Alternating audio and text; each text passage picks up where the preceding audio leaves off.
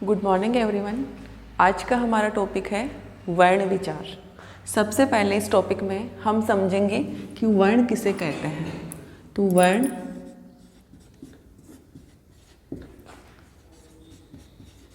भाषा की सबसे छोटी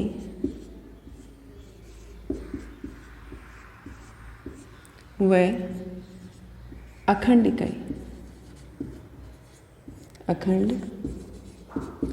इकाई वर्ण कहलाती है। वर्ण कहलाती है। अखंड इकाई का मतलब जिसके और खंड या टुकड़े नहीं किए जा सकते। फिर हम देखते हैं संरचना के आधार पर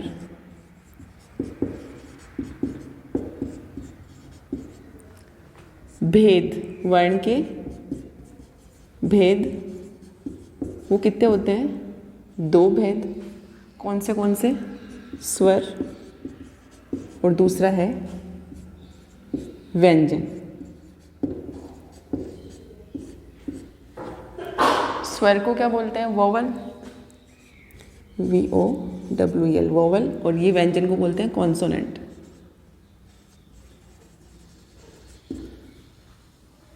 वोवल और कॉन्सोनेंट। अब हम देखेंगे वर्णमाला की परिभाषा।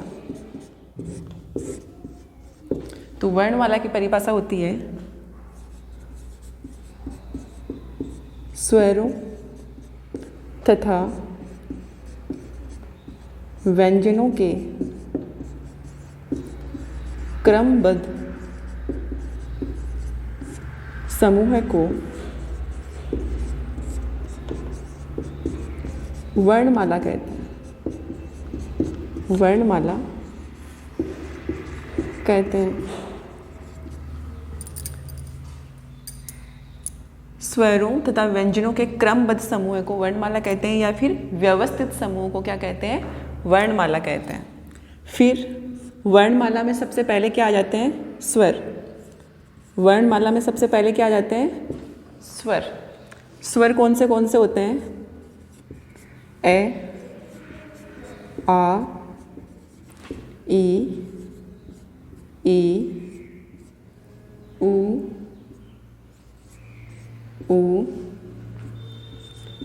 री, ए, आई, ओ, औ। ये क्या है? स्वर। और ये स्वर टोटल कितने होते हैं? कुल स्वर कितने हैं? 11। नोट डाउन करो।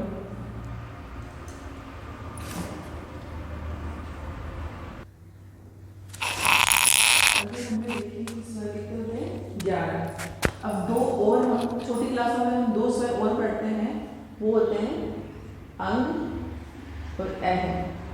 छोटी क्लासों में इन्हें हम स्वर के रूप में पढ़ते हैं, लेकिन बड़ी क्लासों में आते आते इनको हम और किसी अन्य नाम से जानते हैं, और वो नाम होता है अयोगवाद। इन 2 वर्णों को अयोगवाद वर्ण कहते हैं। स्वर की परिभाषा क्या होती है?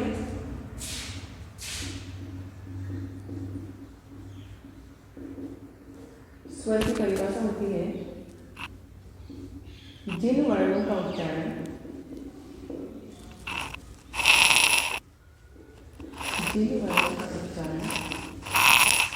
स्वतंत्र रूप से किया जाता है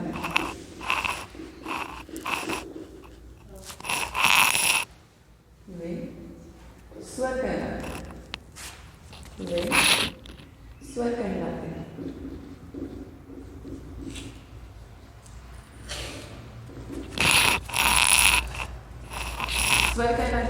फिर आता है स्वर के बाद में व्यंजन। व्यंजन की परिभाषा क्या होती है? जिन वर्णों का उच्चारण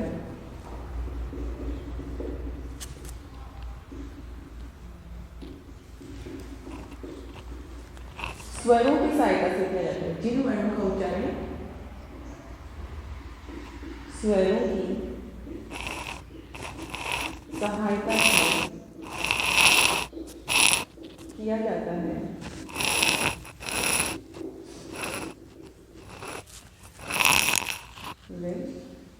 व्यंजन कहलाते हैं।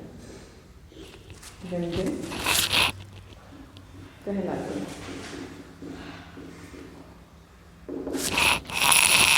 एग्जाम्पल के तौर पे हम देखेंगे कि कैसे स्वरों की सहायता से व्यंजन कैसे बोले जाते हैं। जैसे कोई भी नाम है, जैसे इजीली ले लेते हैं हम, जैसे पवन है, तो पै, वे और न तीनों ही वर्ण क्या है? व्यंजन वर्ण है। ठीक है, अब इसको हम लिखेंगे कि स्वरों की सहायता से कैसे बोले जाते हैं। तो पै के नीचे जो हलंत आता है, इसका मतलब पै आधा है। पै जब बोलते हैं तो ए की ध्वनि निकलती है, स्वर निकलता है, तो पै धन ए। फिर वे आ गया, वे भी हम जब बोलते हैं तो ए की ध्वनि निकलती है, ए की ध्वनि निकलती है, तो यहाँ पे फिर ए आ गया। और न को भी हम क्या लिखेंगे? नीचे हलंत लगा के लिखेंगे, और जब हम न बोलते हैं तब भी ए की ध्वनि निकलती है। तो ये जो व्यंजन वर्ण है, इनको जब हम बोलते हैं तो सहायता किसकी ली जाती है? स्वरों की सहायता ली जाती है। ऐसे ही हम किसी भी व्यंजन वर्ण को तोड़ के लिख सकते हैं। जैसे ए में तो कोई मात्रा नहीं होती, बाकी व्यंजन वर्णों में क्या होती है? मात्राएं होती है। जैसे हम यहाँ पे देखते हैं,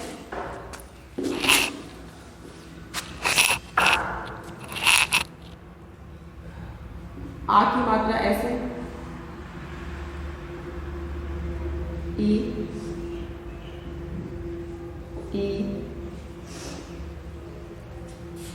ओ,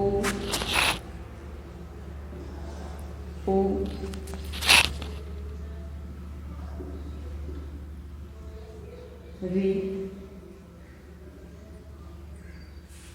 ए, आई, ओ,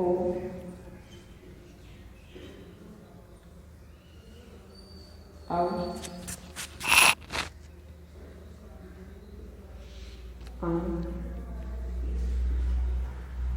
ऐ। इस प्रकार से मात्राएं होती हैं। ये नोट डाउन करना।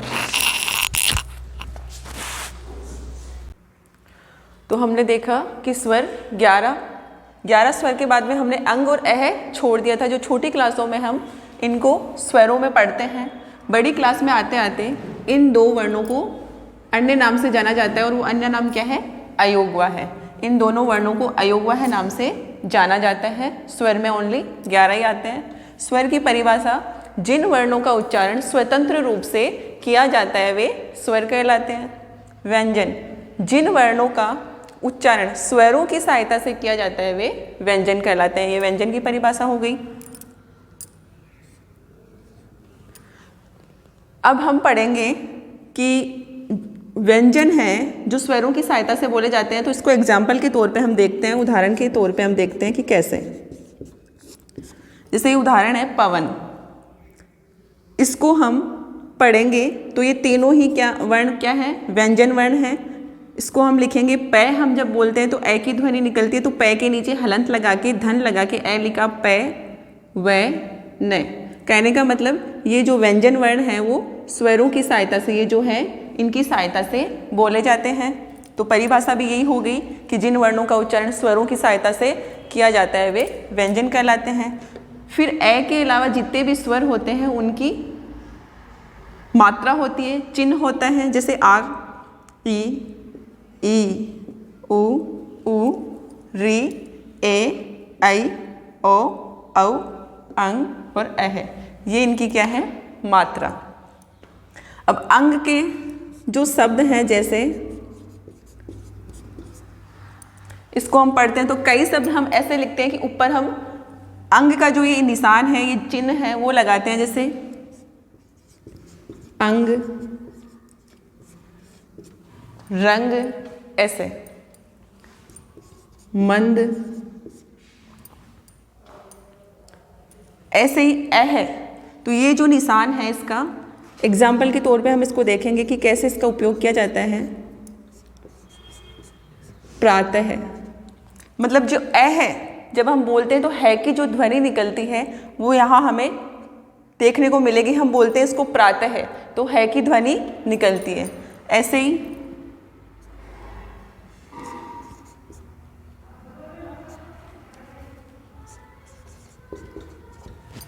छः, जब हम बोलते हैं तो है की ध्वनि निकलती है। ऐसे और भी कई वर्ण होते हैं जिनको बोलने पे है की ध्वनि निकलती है। नोट डाउन कर लो।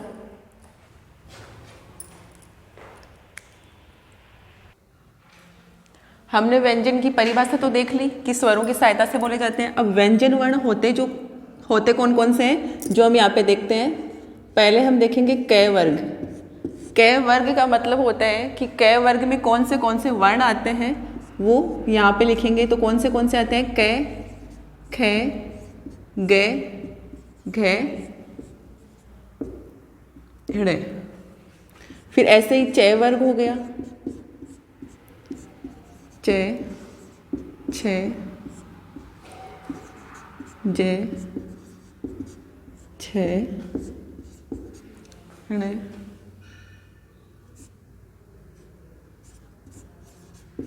ट वर्ग, ट, ठ, ड, ढ, ण।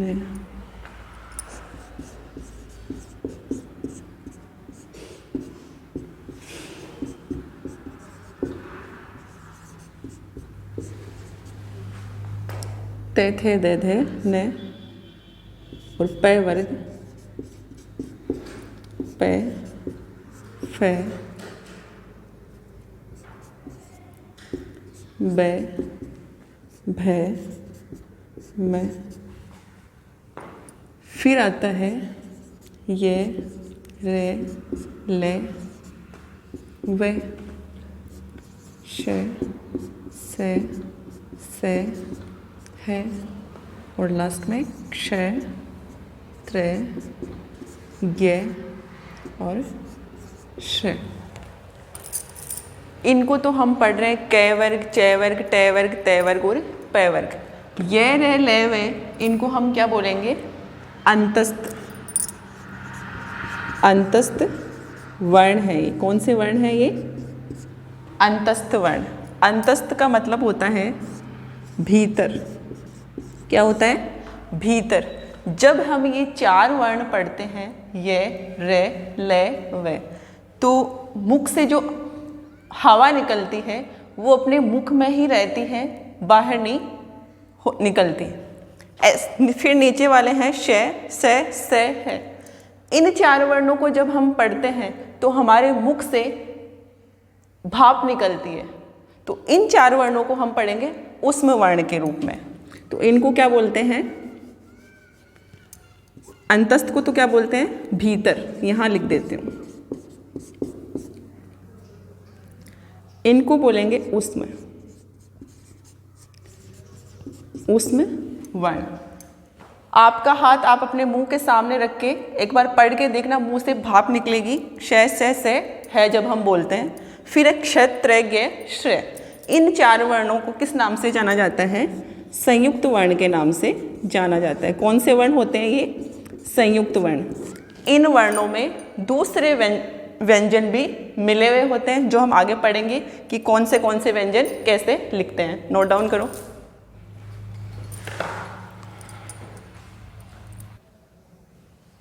हमने अभी व्यंजन वर्ण देखे। कुल मिलाकर व्यंजन वर्ण कितने होते हैं, 33, जिसमें हम ये, रे, ले, वे, श, से, है तक देखेंगे। जो है तक है वहीं तक हम व्यंजन वर्ण काउंट करेंगे। कैसे, है तक 33। बाकी चार संयुक्त व्यंजन में आ जाते हैं।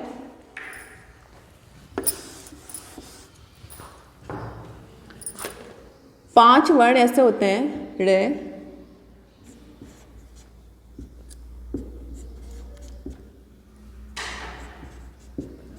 ये पांच जो वर्ण होते हैं इनको और किस नाम से जाना जाता है, पंचम वर्ण के नाम से।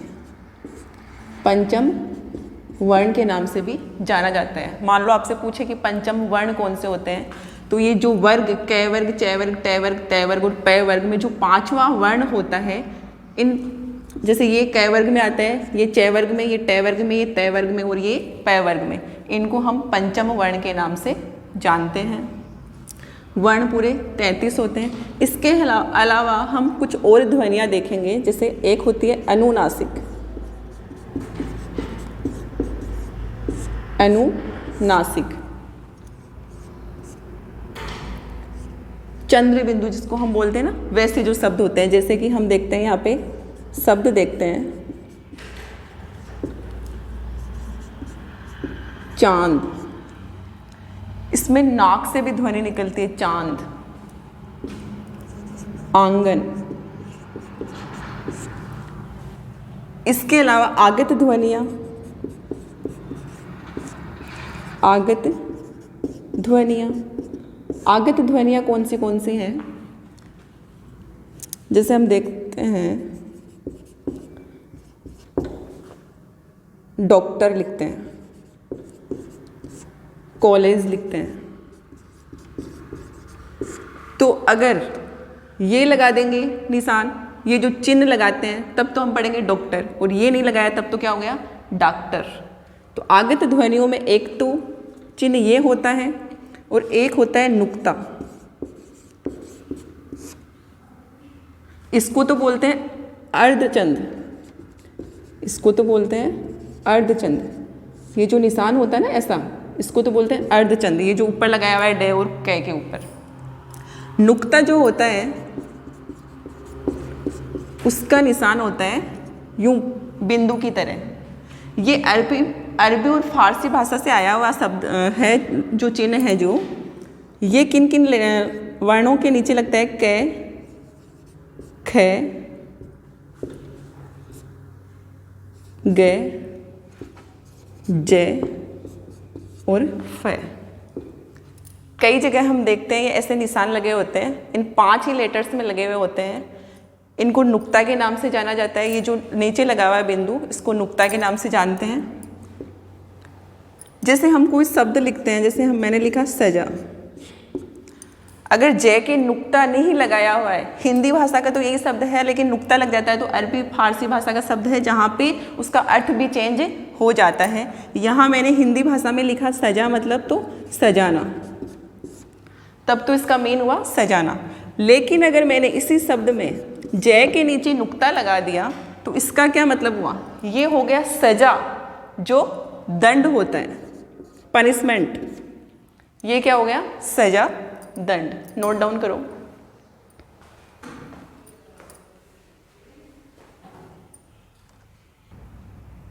अब हम पढ़ते हैं स्वर के भेद। स्वर के कितने भेद होते हैं? 3। कौन से? ह्रस्व, दीर्घ और तीसरा है प्लुत।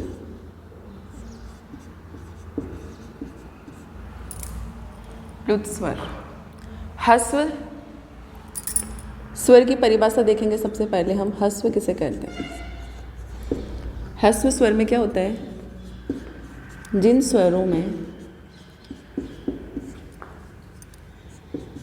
स्वरों को बोलने में कम से कम समय लगे, कम से कम समय लगे, ह्रस्व स्वर कहलाते हैं।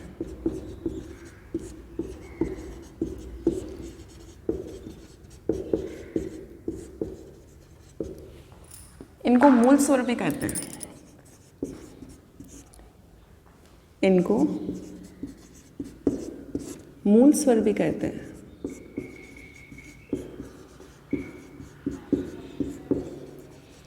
और ये कितने होते हैं?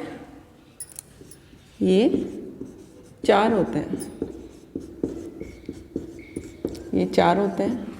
कौन से? ए, ई, उ और री। ये ह्रस्व स्वर होते हैं। ह्रस्व स्वर को बोलने में कम से कम समय लगता है और इनको मूल स्वर भी कहते हैं। दूसरा आ जाता है दीर्घ स्वर। दीर्घ स्वर जिन स्वरों को बोलने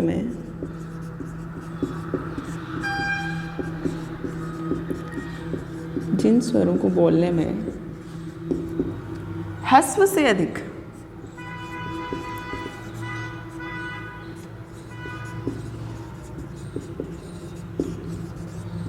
अधिक समय लगता है वे दीर्घ स्वर कहलाते हैं।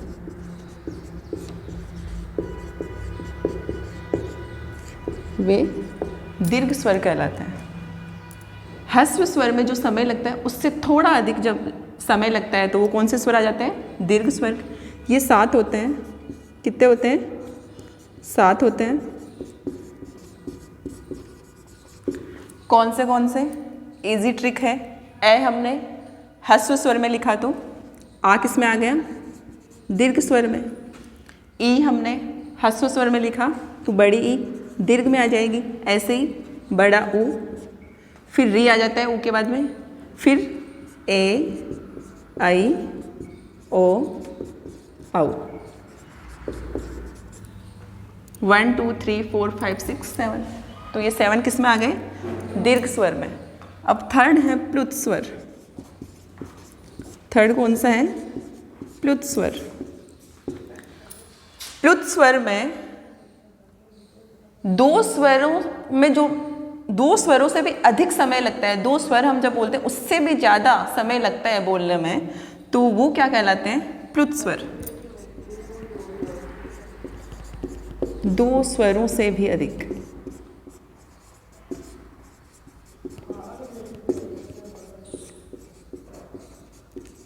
समय लगने वाले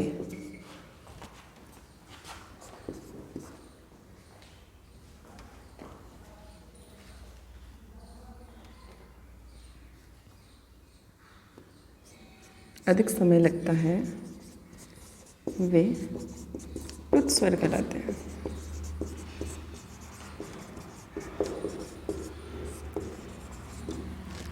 प्लुत स्वर। अब प्लुत स्वर को हम कैसे पढ़ते हैं? ये जो निशान होता है ये प्लुत स्वर का होता है। ऐसे करके जो निशान होता है वो किसका होता है? प्लुत स्वर का होता है। एग्जाम्पल के तौर पे हम देखेंगे। हम बोलते हैं ओम। ओम का जब हम उच्चारण करते हैं तो लंबा लेते हैं ओम, उसमें ये प्लुत स्वर लगता है। 2 स्वरों से भी अधिक समय लगता है। ऐसे ही हम बोलते हैं कभी कभी हे भगवान, यूँ लंबा करके बोलते हैं, तो ये जो लगता है ये क्या है? प्लुत स्वर है।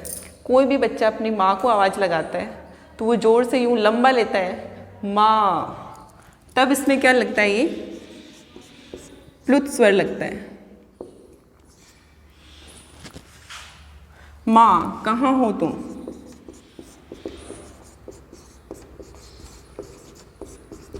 तो ये जो माँ बोला ना उसने लंबा, तो 2 स्वरों से भी उसे अधिक समय लगा।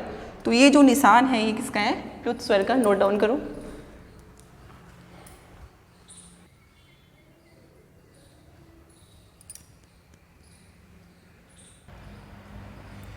अब हम देखेंगे कि पंचम वर्ण में अनुस्वार का प्रयोग केवल उसी वर्ग के साथ किया जा सकता है। यहाँ पे जैसे ये शब्द दिए हुए हैं गंगा, अंचल, अंडा, अंतर और संपर्क। अब इन शब्दों में कई बार ये जैसे गंगा शब्द से लिखते हैं,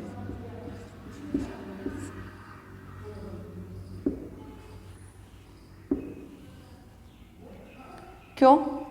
ये जो कै वर्ग से आते हैं,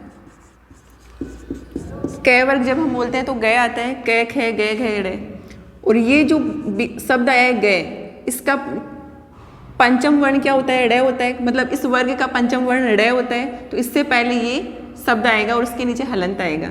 ऐसे ही अंचल जब हम लिखते हैं, ऐसे ही अंचल जब लिखते हैं तो ये च वर्ग का आ गया और इसका पंचम वर्ण कौन सा होता है? ण। तो चंचल ऐसे लिखते हैं। फिर बीच वाला वर्ण देखेंगे, इसमें जैसे गंगा में ये वाला वर्ण, लास्ट वाला वर्ण देखा, मतलब ये कै वर्ग से है, ये चय वर्ग से है। इसी प्रकार इसमें देखेंगे अंडा, तो इसको हम ऐसे भी लिखते हैं, पंचम वर्ण आया यहाँ पे। कौन सा वर्ण आया? पंचम वर्ण आया, क्योंकि ये टय वर्ग में आता है, ये चय वर्ग में आता है, चय वर्ग में आता है, ये टय वर्ग में आता है। जब हम टय वर्ग बोलेंगे, टय ठे डे ढे णे, टय ठे डे, तो इसका पंचम वर्ण कौन सा होता है? ऐसे णे लिखते हैं पंचम वर्ण, तो ये इसका आधा आ जाता है अंडा। ऐसे ही अंतर, तो ये किस में आया? तय वर्ग में, तय वर्ग में आया। और इसका पंचम वर्ण क्या हो गया? तय थे दे थे न, तो न आएगा बीच में, अंतर। और संपर्क, ये पय वर्ग का आ गया, इसमें पंचम वर्ण से ये कैसे लिख सकते हैं हम? आधा मैं। जब हम पय वर्ग बोलते हैं तो पै फै बै भै मैं, पंचम वर्ण क्या आया? मैं, तो यहाँ पे आधा मैं आ जाता है, संपर्क। ओके। फिर है अनुनासिक। अनुनासिक का उच्चारण करते समय हवा नाक एवं मुख दोनों से निकलती है। इसका प्रयोग चंद्र बिंदु के रूप में किया जाता है। ये चिन्ह किसका है? चंद्र बिंदु का। किसका चिन्ह है? चंद्र बिंदु का। जैसे आंख, पंख, हंसना आदि। मात्राओं के साथ चंद्र बिंदु का प्रयोग संभव नहीं होता। चंद्र बिंदु का प्रयोग मात्राओं के साथ में संभव नहीं होता, तो क्या करते हैं? इस अवस्था में ये जो अनुस्वार का प्रयोग करते हैं। हम इस सेंटेंस में भी देख सकते हैं, मैंने यहाँ लिखा मात्राओं, तो यहाँ पे चंद्र बिंदु, यहाँ ओ की मात्रा आई हुई है तो चंद्र बिंदु लग नहीं सकता, तो यहाँ पे जो ये डॉट लगा है इसको क्या बोलते हैं? अनुस्वार। मात्राओं के साथ चंद्र बिंदु का प्रयोग संभव नहीं होता, तो इस अवस्था में अनुस्वार का प्रयोग किया जाता है। किसका प्रयोग किया जाता है? अनुस्वार का प्रयोग किया जाता है। ये अनुस्वार का साइन है, जैसे में लगा हुआ है, नहीं में लगा हुआ है, ये क्या है? अनुस्वार। विसर्ग का प्रयोग शब्द के अंत में किया जाता है। विसर्ग का प्रयोग शब्द के अंत में किया जाता है। मैंने पहले भी बताया, जब हम विसर्ग, हम कुछ शब्द देख रहे हैं, जैसे ये प्रा तय है, तो है की जो ध्वनि निकलती है, ये विसर्ग जब आ जाता है तो किसकी ध्वनि निकलती है की ध्वनि निकलती है। विसर्ग का प्रयोग शब्द के अंत में किया जाता है, किंतु संस्कृतनिष्ठ जो शब्द होते हैं उनमें यह शब्द मध्य में ही आ जाता है। जैसे हम देखते हैं, पढ़ते हैं दुख, तो इसमें शब्द के बीच में क्या आया? विसर्ग। तो ये ऐसे शब्द जो होते हैं वो संस्कृतनिष्ठ शब्द होते हैं, नोट डाउन करो।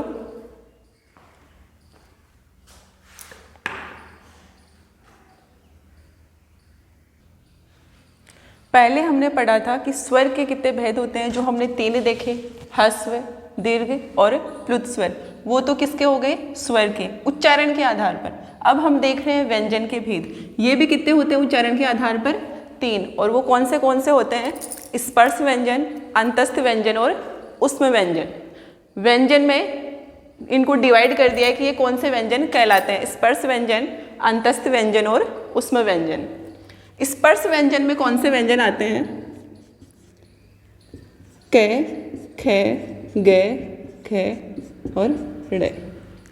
इनको हम और किस नाम से जानते हैं?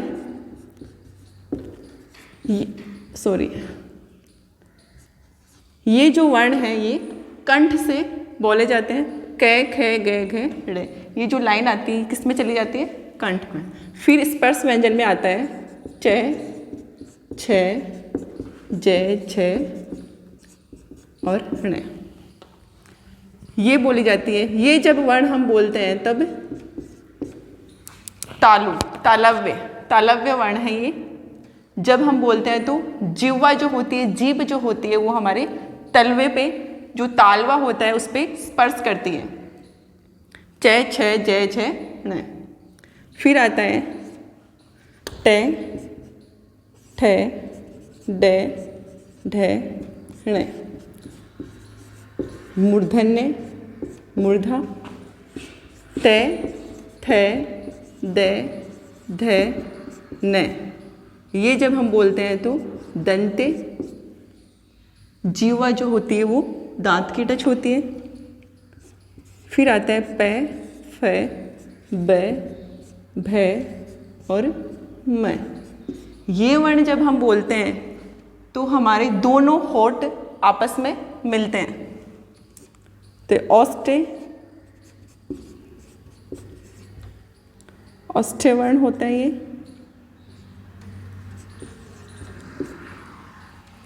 अंतस्थ व्यंजन, अभी थोड़ी देर पहले हमने जब व्यंजन पढ़े तब पढ़ा था, ये, रे, ले और वे कितने होते हैं ये अंतस्थ व्यंजन 4 होते हैं, और उसमें व्यंजन ये भी 4 होते हैं। कौन से श, से और हैं, ये भी कितने होते हैं 4। अंतस्थ व्यंजन 4 होते हैं, उसमें व्यंजन 4 होते हैं। स्पर्श व्यंजन होते हैं, वो होते हैं 25 स्पर्श व्यंजन में आ जाते हैं। लेकिन ये जो लाइन है क वर्ग जो है कंठ से, च वर्ग तालु से, ट वर्ग मूर्धा, त वर्ग दंत और प वर्ग औष्ठ्य, इनको इस नाम से भी जानते हैं, नोट डाउन कर लो।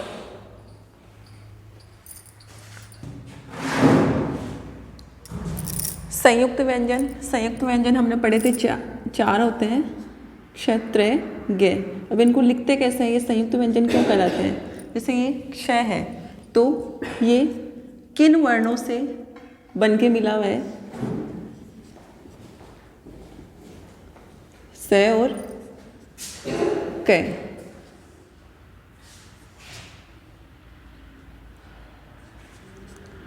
स और क। त्रे,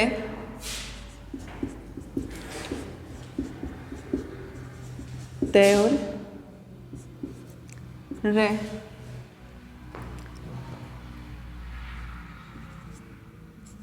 गे किन से मिला हुआ है? गे किन से बना है?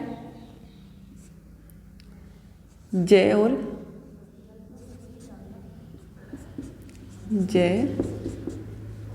नय, और एक बच गया श्रेय।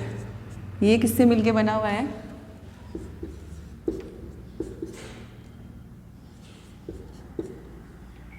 श्रेय, स हलंत रे। तो ये 4 संयुक्त व्यंजन हो गए। अब आता है द्वित्व व्यंजन। जब स्वर रहित व्यंजन का अपने समरूप व्यंजन से मेल होता है तो वो द्वित्व व्यंजन है, तो उसे द्वित्व व्यंजन कहते हैं। स्वर रहित मतलब जिन व्यंजनों में स्वर नहीं है। यहाँ पे हम देखेंगे एग्जाम्पल, जिसे लिखा हुआ है पत्ता, तो पत्ता लिखा हुआ है, इसमें ये जो है ये आधा तय है, इसका मतलब ये व्यंजन नहीं है। इसमें जो ए की ध्वनि है पत्ता वही निकल रही है, स्वर रहित व्यंजन है।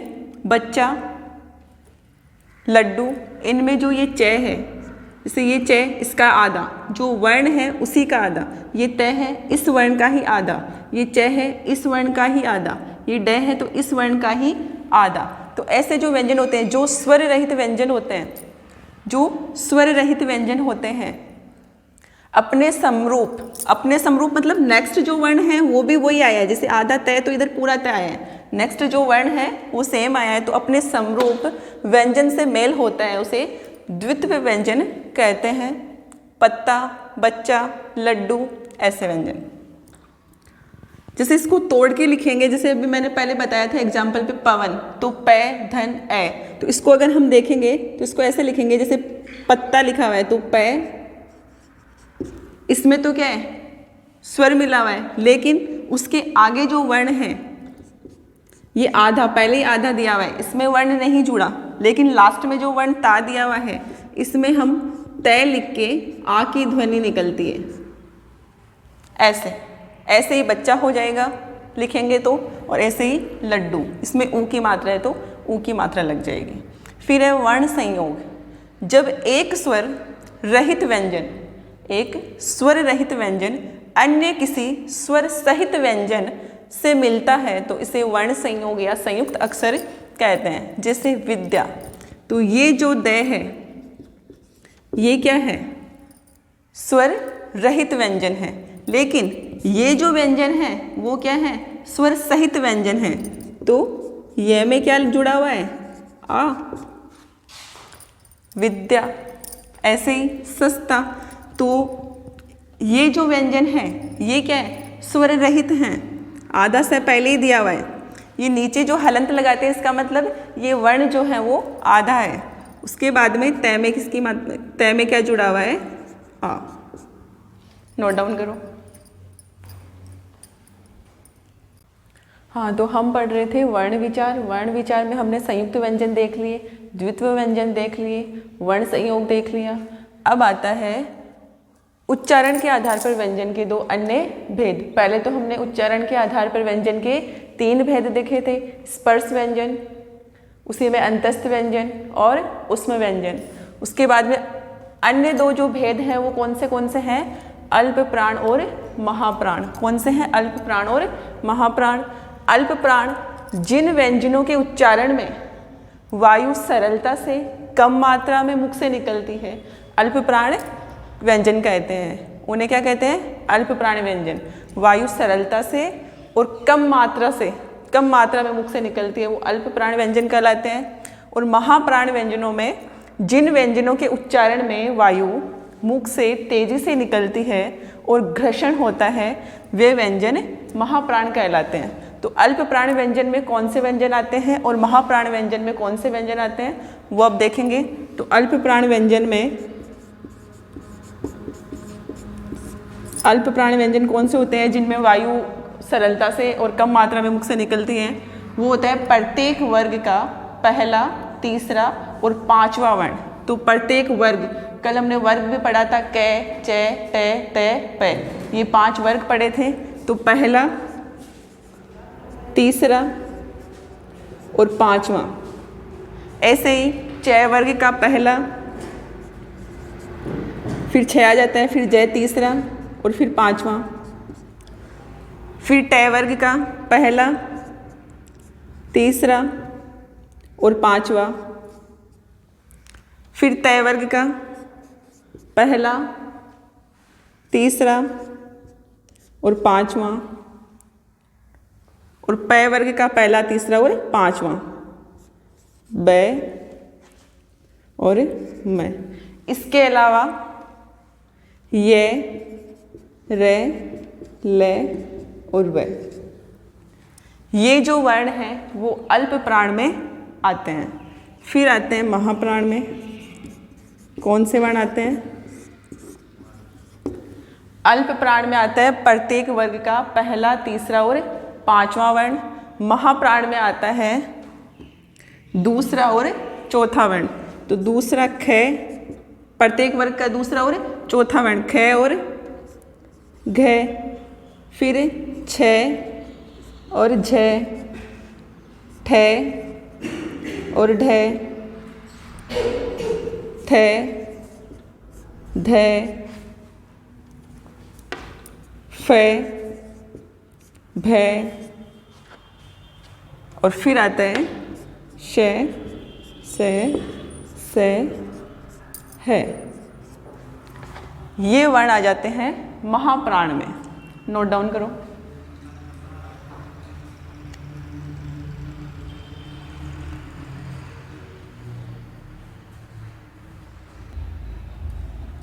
अब हम देखते हैं रे के विभिन्न प्रयोग। हिंदी में रे का मूल रूप में स्वर रहित तथा पूर्व व्यंजन स्वर रहित चिन्हों के रूप में होता है। एक तो हिंदी में जो ये रे आता है इसका प्रयोग मतलब रे अलग अलग तरीके से हम रे यूज में लेते हैं। मूल रूप तो उसका होता है रे। जैसे हम कोई भी लिखते हैं, नाम, राम, राधा, रावण, ये तो हम रे पढ़ते हैं व्यंजन में। मूल रूप तो रे का ये आ गया। उसके अलावा स्वर रहित चिन्ह, ये जो ऊपर दिया हुआ है चिन्ह, ये भी रे का साइन है के रूप में, स्वर रहित चिन्ह के रूप में। इस चिन्ह को क्या कहते हैं, रेफ भी कहते हैं। जैसे शर्त, तो ये रे पढ़ते हैं, ऊपर जो निशान है चिन्ह है जो शर्त, धर्म, कर्म, ये भी हिंदी का रे का रूप है हिंदी में। फिर आता है स्वर रहित व्यंजन के नीचे, व्यंजन के नीचे जैसे कै व्यंजन है, क्रम, प्रण, प्रथा, ये भी रे का ही एक रूप है। एक तो रे हम ये पढ़ते हैं बुक्स में, फिर एक ऊपर रे लगता है, फिर एक व्यंजन के नीचे, कोई भी व्यंजन है उसके नीचे फिर आ जाता है कि कुछ व्यंजनों में रे का प्रयोग इस साइन की तरह भी के रूप में भी होता है। जैसे कि ट्रक लिखते हैं तो ये रे में पढ़ा जाता है, जो साइन है वो ट्रक, ड्रम इत्यादि। तो ये क्या है, हिंदी में रे के अलग अलग रूप हैं। मूल रूप जो हैं वो हम व्यंजन में पढ़ते हैं, उसके अलावा हिंदी में रे के 3 रूप और है। नोट डाउन करो इसको।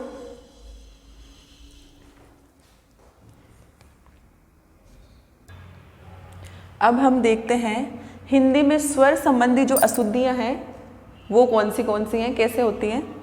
जैसे पहले ए संबंधी अशुद्धि, शब्द दे रखा है अत्यधिक, ये अशुद्ध है और इसका शुद्ध रूप क्या होता है, अत्यधिक नहीं होता, वो होता है अत्यधिक, अत्यधिक। फिर दे रखा है अलौकिक, वो अलौकिक नहीं होता है, वो होता है अलौकिक, अलौकिक। असंबंधी अशुद्धि में आराम, आराम नहीं, शुद्ध रूप क्या होता है उसका, आराम, शुद्ध रूप होता है आराम। फिर दे रखा है आजाद, तो वो क्या होता है, आजाद, आजाद। फिर ई संबंधी अशुद्धि में तिथि, वो होता है तिथि। रानियां, और वो होता है रानियां, छोटी की मात्रा लगती है। फिर होता है ई संबंधी अशुद्धियां, पत्नी, तो इसमें बड़ी की मात्रा आती है। बीमारी, हम बोलते हैं बीमारी, बी में बड़ी की मात्रा आएगी। ऊ संबंधी अशुद्धियां, धुआं,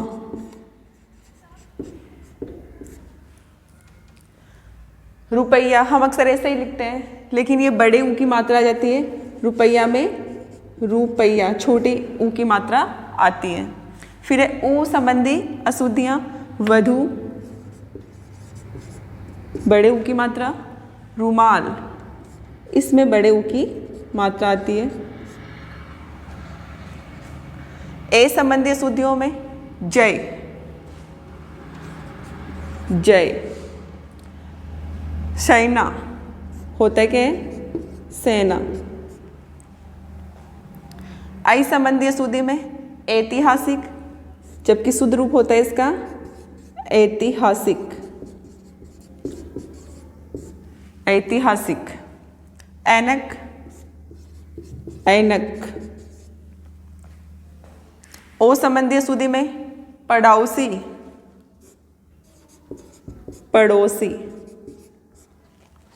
औखली, मात्रा सिंगल आएगी, ओखली, औखली नहीं होता, वो औखली होता है।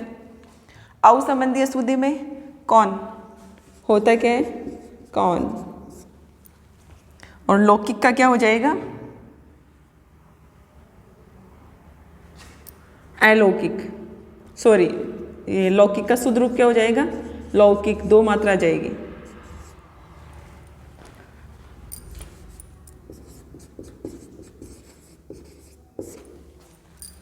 ठीक है, ये तो है स्वर संबंधी अशुद्धियां जिनको हमने शुद्ध करके लिखा है, सारे स्वर आ गए इसमें। अब हम देखेंगे व्यंजन संबंधी अशुद्धियां, पहले ये नोट डाउन कर लो।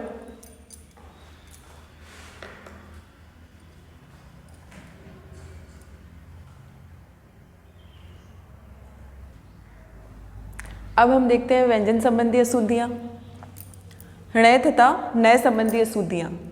लिखा हुआ है परिणाम, होता क्या है, परिणाम। न नहीं आता, ण आता है।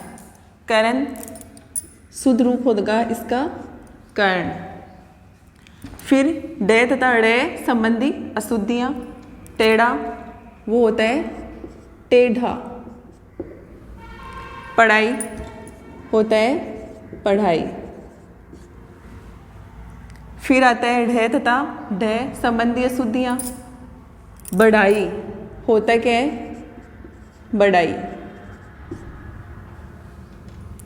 मेंढक,